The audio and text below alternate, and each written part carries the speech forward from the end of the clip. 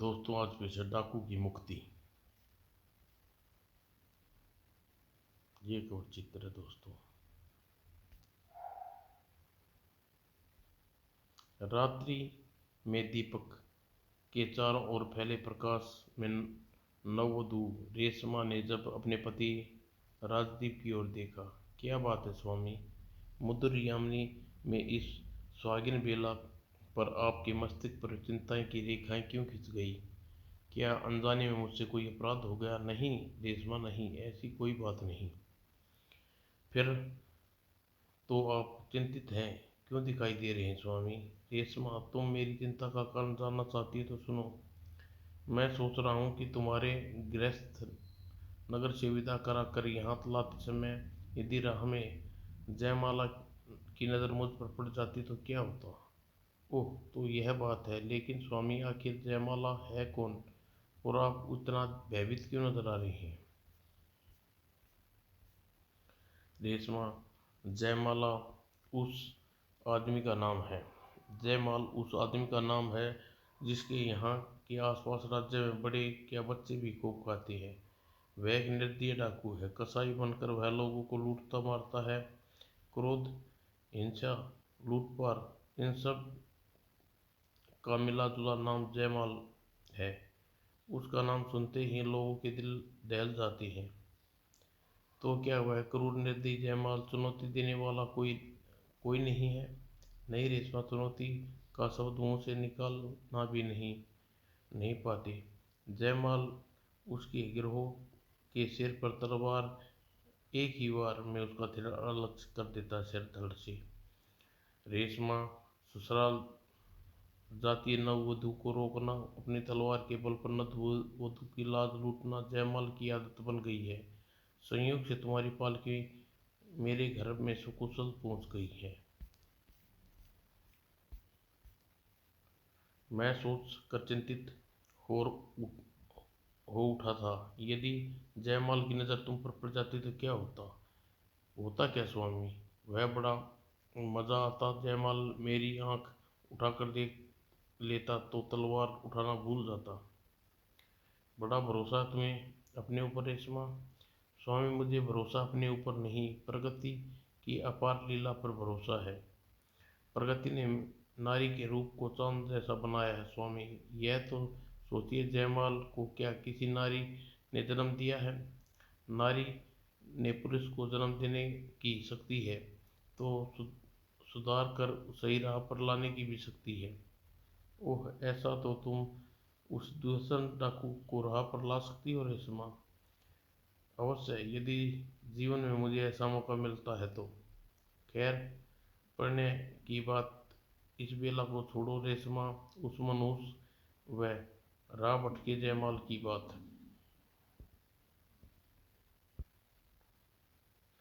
राजमणि के पिता सारंगपुर राज्य के प्रसिद्ध घोड़े के व्यापारी थे। घोड़े के केंद्र विक्रय के क्रय विक्रय के अपार चारों ओर दूर दूर तक फैला था। एक वर्ष पूर्व अकस्मात उनकी मृत्यु हो गई थी। राजमणि को ही व्यापार संभालना पड़ा। घोड़ों को व्यापार हेतु वह स्वयं देश विदेश जाया करता था।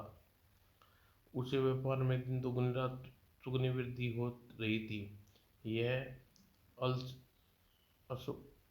अश्वील नस्ल का घोड़ा है।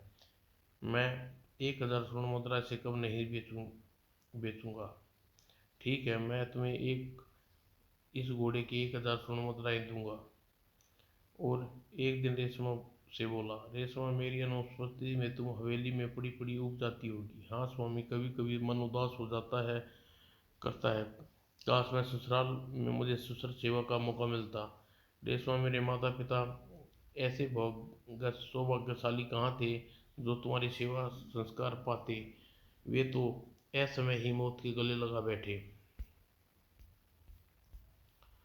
खैर छोड़ो इन बातों को। कल मैं व्यापार के सिलसिले में रौनकपुर राज्य जा रहा हूँ।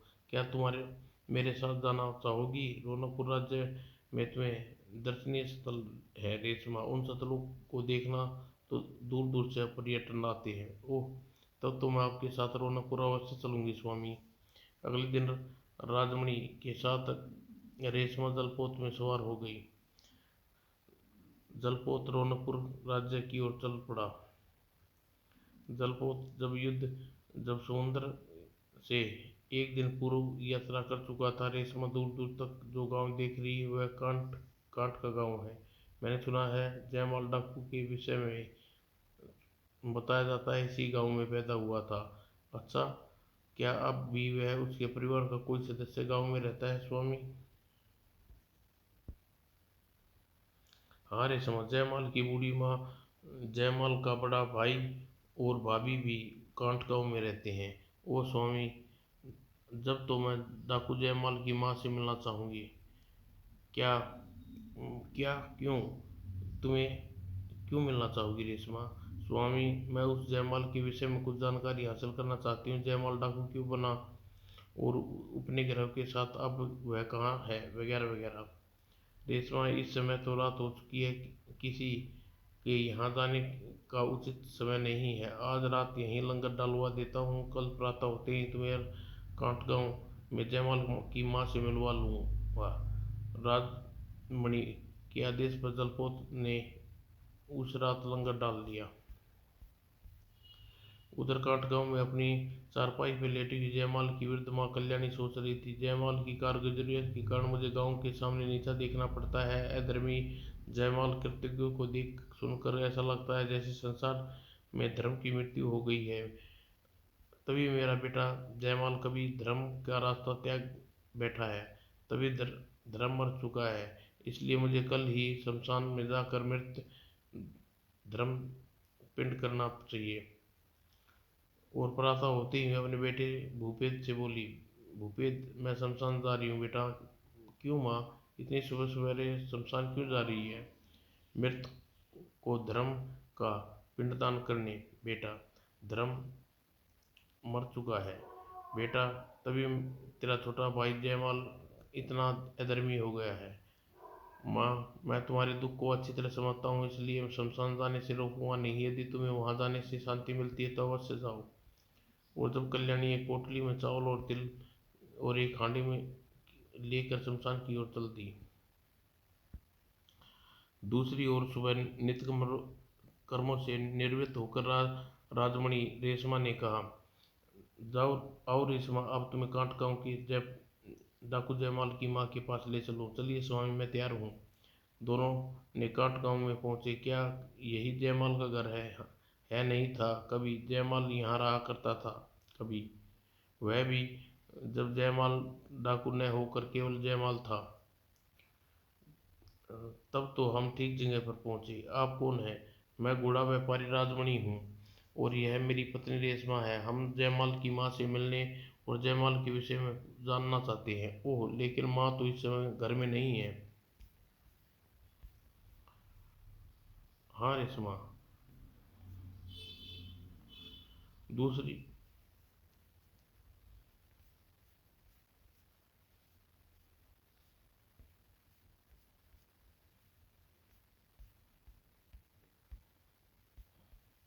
कहाँ गई है वो सवेरे सवेरे शमशान चली गई थी। शमशान में? हाँ शमशान में। इससे ज़्यादा मैं आपको नहीं बता सकता। आप लोग चाहें तो शमशान में जाकर मेरी माँ से मिल सकते हैं। बस राजमणि और रेशमा शमशान की ओर चल दिए। जब वे शमशान पहुंचे, क्या क्या आप जयमाल की माँ हैं? हाँ, लेकिन मेरे सामने तुम डाकू जयमाल का नाम क्यों ले रहे हो माँ? वह तो हम लोग बाद में बताएंगे, पहले यह बताइए जयमाल, इस शमशान में आप क्या कर रही हैं? जय शमशान में कोई भोजन नहीं बनाता, आप यहाँ तिल क्यों पका रही हैं? बेटा, निश्चित ही धर्म और की मृत्यु हो गई है। वह क्यों बेटी? यदि धर्म की मृत्यु न हुई होती तो मेरा बेटा जयमाल इतना क्रूर और निर्भयी न होता। मैं अपने मर्त धर्म को पिंडदान करके लेने के लिए आज चावल तिल पका रही हूँ। ओह, तो यह बात है। हाँ बेटी, मेरे भाग्य में खोटे हैं थे जयमाल जैसे कुपूत के कुख से जन्म लिया। अच्छा माँ, ये एक बात बताइए, तुम्हारे पुत्र जयमाल का प्रारंभ से ही क्रूर और तामसी प्रवृत्ति के थे?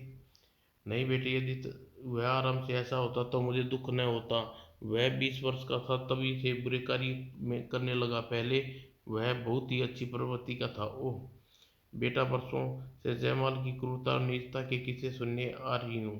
किस्से सुन सुनकर मुझे बहुत दुख हो रहा है। आज मुझे न जाने न रहा तो मैं यह धर्म पिंडदान करने चली आई।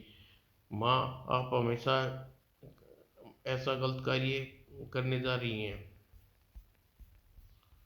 वह क्यों बेटी? माँ, धर्म कभी भी मरता नहीं है। धर्म और अजर अमर है। अजर अमर वस्तु का पिंडदान कैसे कर सकती हैं? आप विश्वास रखिए कि न एक दिन अधर्म धर्म पर विजयी होगी और आपका बेटा जयमाल अधर्म का रास्ता त्याग कर धर्म का रास्ता अपना लेगा। अवश्य आपके पास लौटेगा। काश ऐसा हो पाता बेटा। ऐसा ही होगा माँ, अवश्य ऐसा होगा। धीरज रखिए। आप आपको इतने मीठे शब्दों की सतावना वाली कौन है बेटी? मेरा माँ नाम रेशमा है। ये मेरे पति हैं। मैं धर्म पुत्र आपके पुत्र धर्मपाल के विषय में कुछ जानकारी हासिल करके आपके पास आई हूँ। जब आपके पुत्र जय जयमाल आपके पास रहे तब तक विषय में जानना चाहती हूँ। साथ ही यह भी जानना चाहती हूँ इसमें जयमाल अपने घरों के साथ कहाँ रहती हैं। मुझे सब बताइए माँ। बेटी, तेरी बातों में न जाने कैसा सम्मोहन है। मैं अपने उस नालायक बेटे के विषय में तुझे सब कुछ बताती हूँ, सुन। भूदेव और जयमाल नाम के मेरे दो बेटे थे। दोनों ही अपने पिता द्वारा छोड़ी गई जमीन पर मिलजुल कर खेती करते थे। दोनों ही मुझे बहुत आदर मान देते थे। जयमाल बहुत विनम्र, शांति प्रिय प्रगति का था। लाचार बूढ़ों लोगों को वह जी भरकर सहायता करा किया करता था। बाबा, चलो आपको पेड़ की छाँव में आराम से बैठो। चिलचिलाती धूप पड़ रही है। आपके श्वेत आप आप के श्वेत हो जाते खेत को मैं जोत देता हूँ। जयमाल बेटा, जुग जुग जियो। गांव के लोग जयमाल की प्रशंसा करते उगते नहीं थे। बेटा हो तो जयमाल जैसा। तुम ठीक कहते हो। जयमाल हर किसी के सुख दुख में हर समय साथ देने को तैयार रहता है। प्रत्येक रात्रि को दोनों भाई मिलकर मेरे पैर दबाया करते थे। एक दिन जयमाल खेतों में बीज खरीदने गांव से दूर गया हुआ था और शाम को बीज खरीदते जब वह गांव लौटा तो जयमाल, तेरे मुंह से मदिरा की बू आ रही है। तूने मदिरा पी है क्या? हाँ, मैंने मदिरा पी है। कोई रोक सकता है तो मुझे मदिरा पीने से भला? जयमाल, यह क्या बक रहा है? बड़े भाई से जुबान लड़ाता है। तुझे शर्म नहीं आती? शर्म कैसी माँ? जयमाल ने उस दिन मदिरा पीकर पहली गलती की थी। उसके बाद वह गलती पर गलती करता चला गया। वह खेतों बाड़ी में ध्यान देना छोड़कर गांव के आवारा लड़कों के साथ घूमने लगा। वह जुआ खेलने लगा। मैं और भूपेश भूदेव उसे बदलने व्यवहार को देखकर बुरी तरह परेशान थे। न जाने जयमाल को क्या हो गया है। अब वह नगर से बीज खरीद कर लौटा है तब से बुरे कर्मों की ओर बढ़ता चला जा रहा है। कुछ समझ में नहीं आ रहा माँ, आखिर नेक विनम्र जयमाल का स्वभाव में यह परिवर्तन क्यों आया? आज तो एक दिन तब हो गई। मेरा हाथ छोड़ जयमाल। रूपा, यह हाथ मैंने पकड़ने के लिए छोड़ने के लिए नहीं पकड़ा। जयमाल, कुछ तो शर्म कर। मैं तेरे गांव की हूँ, इस नाते तेरी बहन लगती हूँ। हाँ बहन? मेरी कोई बहन बहन नहीं है। मैं तो तुझे अपने दिल की रानी बनाऊंगा। जयमाल, मुझे ऐसी गंदी बातें न कर। इससे पहले गांव का कोई आदमी इधर आ जाए तू मेरा हाथ छोड़ दे। कोई आता है आए, मुझे किसी का डर नहीं है। और तभी गांव के चार आदमी को उधर आते देख रूपा बचाव के लिए चिल्ला पड़ी। गांव वाले दौड़कर अपनी ओर आते देख मुझे यहाँ से भाग जाना चाहिए। रूपा ने सारी बात सुनकर गांव वाले इकट्ठा हो गए और पास आए।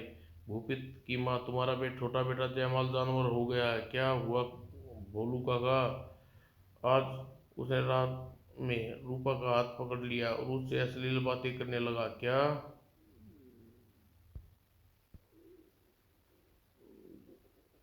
कल्याणी अपने बेटे को समझा ले, इससे पहले कि पानी सिर से ऊपर से जाए सुधार जाना चाहिए वरना नतीजा भुगतना पड़ेगा उसे। आज आने दे उसे, उसे की अच्छी खबर लूंगी। और उसी रात जब जयमाल आया, जयमाल तूने आज रूपा के साथ बदतमीजी क्यों की? ओह माँ, रूपा वाली बात पुरानी हो गई है। तू जाकर कोई और कोई बात न कर माँ। नालायक, माँ के सामने ऐसी बातें करता है, तुझे शर्म नहीं आती? शर्म कैसी माँ? जयमाल, मैं आज उस घड़ी को कोस रही हूँ जब तू पैदा किया था। कैसा कपूत पैदा ना हो होता तो ठीक था। माँ, कपूत हो या सपूत, आखिर मैं तेरा बेटा हूँ। खामोश जयमाल, अगर तूने मुझे सांप और बिच्छू बिच्छू अच्छे हैं जयमाल, वे तो इसी को काटते हैं। तू पूरे गांव को डसता है फिरता है। कान खोल कर सुन ले, आज से घर में तेरे लिए कोई जगह नहीं है। यह क्या कह रही है माँ? मैं ठीक कह रही हूँ। संदूक में जितना भी दौलत रखी है उसमें जितनी चाहे तो ले ले, और यहाँ से अपना मुंह काला कर। ओह, यह बात है।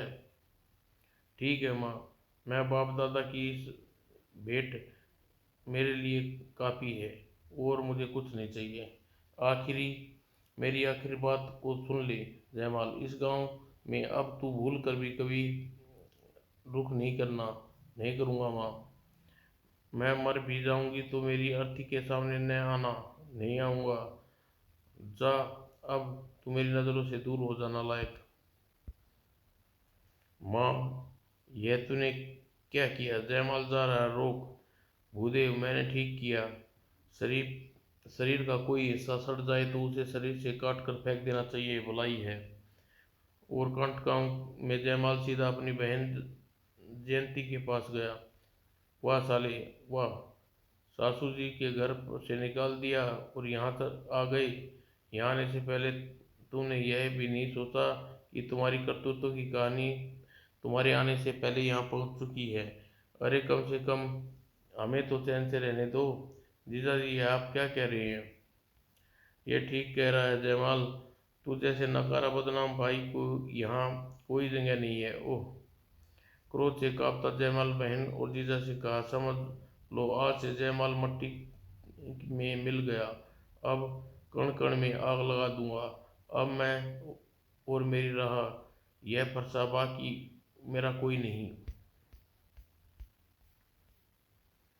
और उस दिन के पश्चात जयमाल फरसे ने अपना आतंक चारों ओर बरना बरपाना फैलाना आरंभ कर दिया। नववधु की डोलियों से खींचकर वह अपने ठिकाने पर ले जाता और उनकी इज्जत से खिलवाड़ करता। धीरे धीरे अपराधी किस्म के लोग उनके साथ होते गए और उनका एक सरदार बन गया। सरदार, वाह वाह, मजा आ गया। आज की लूट बहुत मालामाल हो हाथ लगा है।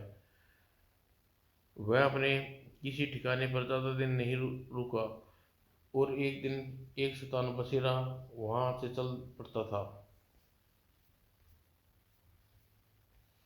बेटी जयमाल के विषय में इतना ही जानती हूँ। नहीं जानती कि वह अब किस राज्य में और उसका कहर बरपा रहा होगा। माँ, अपने बेटे के बारे में सुनकर मुझे बहुत दुख हुआ, पर आप फिक्र न करें, एक दिन आपका बेटा सुधर जाएगा, सुधर कर आपके पास लौट आएगा। बेटी क्यों मुझे दिन में सुहाने सपने दिखाने का प्रयत्न कर रही है? जैसा मैं तुम सोच रही हो वैसा कभी नहीं होगा। कहकर कल्याणी उठी और निराश स्वर में घर चल दी। चलो रेशमा, अब जलपोत की ओर चले। चली स्वामी। मैं प्रण करती हूँ अपने जीवन काल में भटके हुए जयमाल को सही राह दिखाकर छोड़ूंगी। और तब वह नदी तट पर खड़े अपने जलपोत पर सवार हुए राजमणि रेशमा पुनः रौनकपुर की ओर रवाना हो गए। स्वामी, जयमाल की दुखी माँ से मिलकर मेरा हृदय भी दुखी हो उठा। हाँ रेशमा, बात ही दुखी होने की है। और उसका जलपोत रौनकपुर जा पहुंचा। वो तट पर माधव ऋषि का आश्रम था। स्वामी, यह ऋषि का आश्रम लगता है। नगर में जाने से पहले ऋषि से आशीर्वाद ले लो। तुम ठीक कह रही हो रेशमा। नौकर को वहीं रुकने का आदेश दे राजमणि और फिर माधव स्वामी के आश्रम में पहुंचे। सदा सुखी रहो दोनों। प्रणाम ऋषिवर।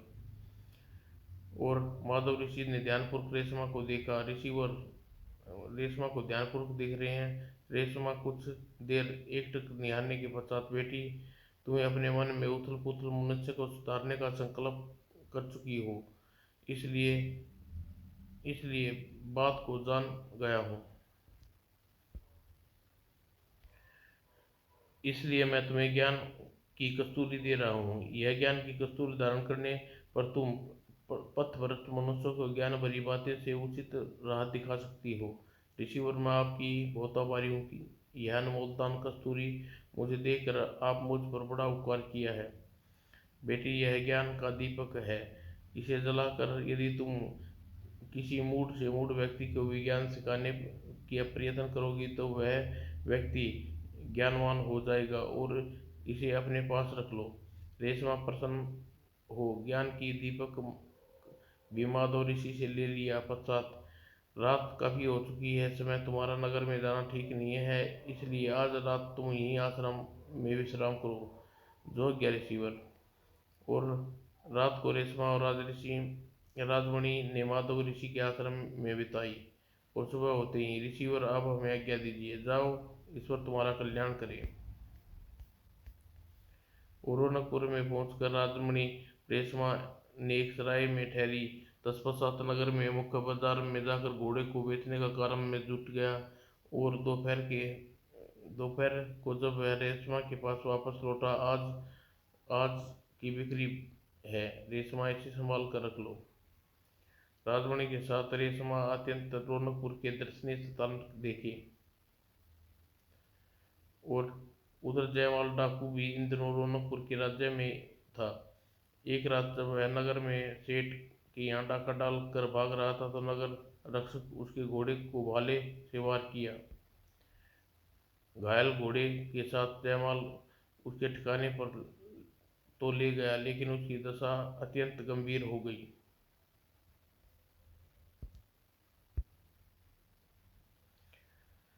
सुबह तक उसने घायल घोड़े ने बुरी तरह तड़प तड़प कर झुलसा कर वह जयमाल डाकू को आदेश दिया, इसकी टांग टूट जाने से यह घोड़ा किसी काम का ना हुआ, इसे जहर दे दो। जो गया सरदार। डाकू ने जहर देकर घोड़े को मार डाल दिया। सरदार, घोड़े के बिना आपका काम कैसे चलेगा? सो तो है सरदार, इन दोनों घोड़े का एक प्रसिद्ध व्यापारी राजमणि आया हुआ है, उसे आपके पास एक एक अच्छी नस्ल के घोड़े हैं। ऐसा कहाँ ठहरा हुआ है वह? चंपा भटियारिन की सराय में है सरदार। हम आज रात चंपा भटियारिन की सराय में राजमणि के पास जाएंगे, उससे घोड़े सबसे अच्छा घोड़ा अपने लिए चुन कर लाएंगे। और जब वह चंपा भटियारिन की सराय में जाने को तैयार हुआ, सरदार, हम आपको अकेले नहीं जाने देंगे, हम भी आपके साथ जाएंगे। नहीं नहीं, मैं अकेला जाऊंगा। जयमाल अकेला पैदल ही चंपा भटियारिन की सराय में पहुंचा। चंपा भटियारिन, तेरी सराय में कौन से कमरे में घोड़े का व्यापारी ठहरा है? वह यहाँ के तीसरे कमरे में ठहरा हुआ है। जयमाल लपक कर उस दरवाजे पर पहुंचा। और कुछ पल बाद रेशमा ने दरवाजा खोला। ओह, इतना रूप घोड़े के साथ, इसे भी क्यों न ले चलूं? कौन है तुम? अगले ही पल पर्यट और रेशमा को गिराकर कमरे में घुस गया। तू ही घोड़े का व्यापारी राजमणि है? हाँ, लेकिन तुम कौन हो? हाँ हाँ, मेरा नाम पूछता है? अरे, मेरे नाम से तो बच्चा बच्चा वाफी है। तब रेशमा संभल चुकी थी। मैं तुझे पहचान गई जयमाल, तू डाकू जयमाल हो ना? ओह, तू तो रूपवती होने के साथ सकल अक्लमंद भी है। तेरा मेरा खूब निभेगा। क्या बक रहा है जयमाल, यह मेरी पत्नी है।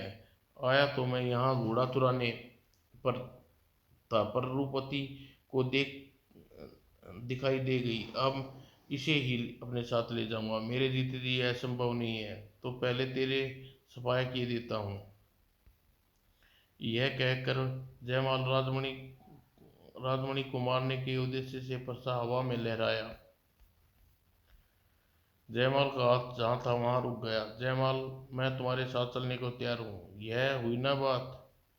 रेशमा, तुम बोरा गई हो क्या? रेशमा जब जयमाल के पास गई, स्वामी, मैंने मुझसे एक दिन पहले कहा था कि बिगड़े हुए पुरुष को स्त्री सुधार सकती है। वह आज बात सिद्ध करने का समय आ गया है, लेकिन तुम क्या करने वाली हो? आप चुप रहकर सब कुछ देखते जाइए। और रेशमा ने जयमाल से कहा, मैं आज के अंतिम रात्रि अपने पति की सरदिन में बिताकर सुबह तुम्हारे साथ चल चलूंगी। क्या तुम्हें इतनी छूट दे सकते हो? दे सकता हूँ, लेकिन एक शर्त पर। इस कमरे में रहकर तुम दोनों की चौकसी करूँगा, ठीक है? और जयमाल रेशमा ने काली चारपाई पर बैठ गया और रेशमा कमरे में दीपक बुझा दिया। यह दीपक क्यों बुझा दिया? इस दीपक में तेल समाप्त होने वाला था, इसलिए बुझा दिया। अब मैं दूसरा दीपक जलाने वाली हूँ।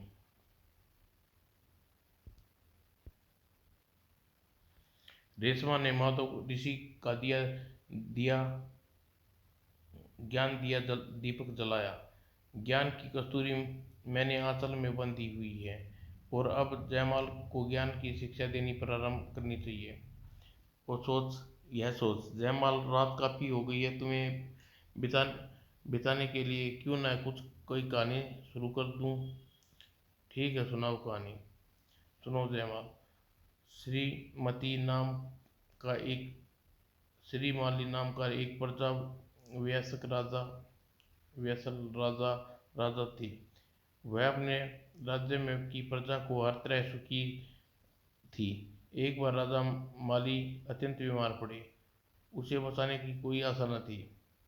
प्रजावासियों ने श्री माली की स्वस्थ होने के लिए निराश हो रहकर कई दिनों तक भगवान विष्णु की आराधना की। प्रजा की श्री माली के प्रति सच्चा प्यार देखकर भगवान विष्णु प्रकट हुए। भगवान, यदि आप हम सब से प्रसन्न तो हमारे रूप राजा की कृपा करें। राजा रूपमाली हजारों वर्ष तक ऐसा रोग न हो जो बूढ़ापा सदैव दूर रहे, तथास्तु। क्या भगवान विष्णु के आशीर्वाद से श्री मालिक तत्काल रोग मुक्त हो गए? क्या बात है प्राणनाथ, अब आप भी चिंतित हैं, जब आपको प्रसन्न होना चाहिए कि वर्षों हजारों वर्षों तक चिर आयु रहेंगे, जीवन का सुख भोगेंगे। महारानी, मैं अकेला हजारों वर्ष तक जीवित रहूंगा, ऐसा जीवन से फायदा क्या?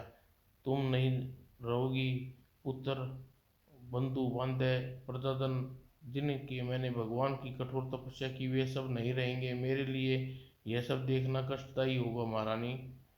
राजा श्रीमाली ने उसी दिन भगवान विष्णु की आराधना में लीन हो गए। उसकी तपस्या से प्रसन्न होकर एक दिन भगवान ने उन्हें दर्शन दिए। कहो राजन, क्या चाहते हो? भगवान, मेरे साथ मेरे बंधु बांधवों, प्रजाजन हजारों वर्ष तक चरण आयु बने रहें, ऐसा वरदान दीजिए। ऐसा न कर सके तो मुझे हजारों वर्ष तक चिरायु बने रहने का दिया वरदान वापस ले लीजिए भगवान। राजा श्रीमाली, तुम जैसा चाहते हो वैसा ही होगा।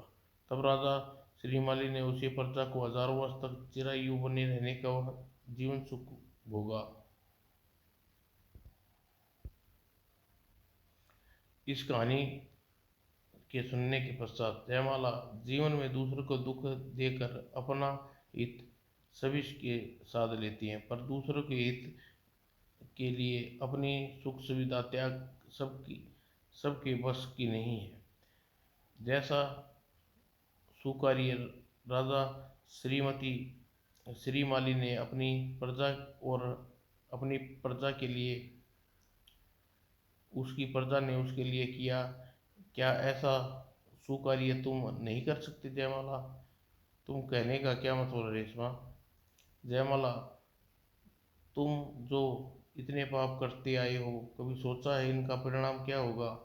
बुरी राह त्याग कर नेक राह पर चल कर देखो तो सही, तुम्हें कितना सुख मिलता है। ज्ञान की कस्तूरी, ज्ञान के दीपक ने रेशमा की ज्ञान भरी बातों से प्रभाव में जयमाला पर होने लगा। रेशमा, तुम्हारी बातों में सार दिखाई दे रहा है, तो फिर त्याग दो ये बदी का रास्ता, नेकी का रास्ता चुन लो। ठीक है, मैं इस समय वचन देता हूँ रेशमा। और सुबह होने पर कहो जयमाला, अब तुम्हारा इरादा क्या है?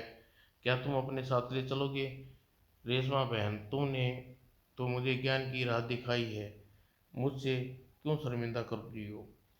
उसी दिन रेशमा अपने पति जयमाल के साथ माधव ऋषि के आश्रम में पहुंची। ऋषि, यही है भटका हुआ मनुष्य जिसे मैंने सही राह पर लाना चाहती थी। जयमाल के आगे बढ़कर माधव ऋषि के चरण स्पर्श कर लिए। जयमाल, आज से तुम्हें अपना नया जीवन प्रारंभ करना है। आओ परिवार में जाकर शेष जीवन बिताओ। जो आज्ञा ऋषिवर। माधव ऋषि ने पुनः प्रणाम कर कर जयमाल वहां से अपने गांव की ओर प्रस्थान कर दिया। ऋषिवर ने मेरी एक बात नहीं आई समझ में आई। इस बार जयमाला बीज खरीदने दूसरे नगर गया था तो वह ठीक था, लेकिन जब वह वहां से वापस लौटा तो क्या उसका स्वभाव पूरी तरह बदल चुका था। उसे सारी बुराई प्रवेश कर चुकी थी। ऐसा क्यों हुआ वह मैं तुम्हें बताता हूँ, सुनो। जयमाल नगर में बीज लेकर अपने गांव की लौट रहा था। राह में घातक वन पड़ता है। उस वन में पहुंचा तो उसने एक पेड़ के नीचे कुछ असंख्य फल पड़े दिखे। भूख लगी है, क्यों ना इन फलों को खाकर अपनी भूख मिटाऊं। और अगले ही फल। दरअसल वे तीन राक्षस के खाए झूठे फल थे। तीनों में राक्षस लोक से पृथ्वी पर भ्रमण करने आए थे। राक्षसों के झूठे फल खाकर जयमाल सभी असुरी गुण आ गए थे। तामसी गुण राक्षसों में थे। ओह, यह बात है। हाँ बेटी, उन फलों के प्रभाव से सीधा सरल स्वभाव जयमाल पलक झपकते ही तामस्वी प्रवृत्ति का बन गया। रौनकपुर में अपना शेष रहा व्यापार समाप्त कर कर राजमणि रेशमा के साथ अपने घर नगर वापस लौटा। रेशमा, तुमने यह बात सिद्ध करके दिखा दी कि नारी में यदि पुरुष को जन्म देने की शक्ति है तो सुधारने की भी शक्ति है। स्वामी माधव ऋषि के सहयोग पाकर मैं यह कार्य पूरा कर सकी। उधर कंठ गांव में, माँ, भैया, भाभी, मुझे क्षमा कर दो। मैं गलत राह पर चला गया था, वहां से लौट आया हूँ। मेरे दिल में अपराध भूल कर मुझे क्षमा कर दीजिए। मेरे बच्चे। जयमाल अब पूरी तरह बदल चुका था। भाई के साथ वह खेतों में कमर तोड़ मेहनत करता और रात्रि में प्रतिदिन माँ की पाँव दबाता। समाप्त दोस्तों।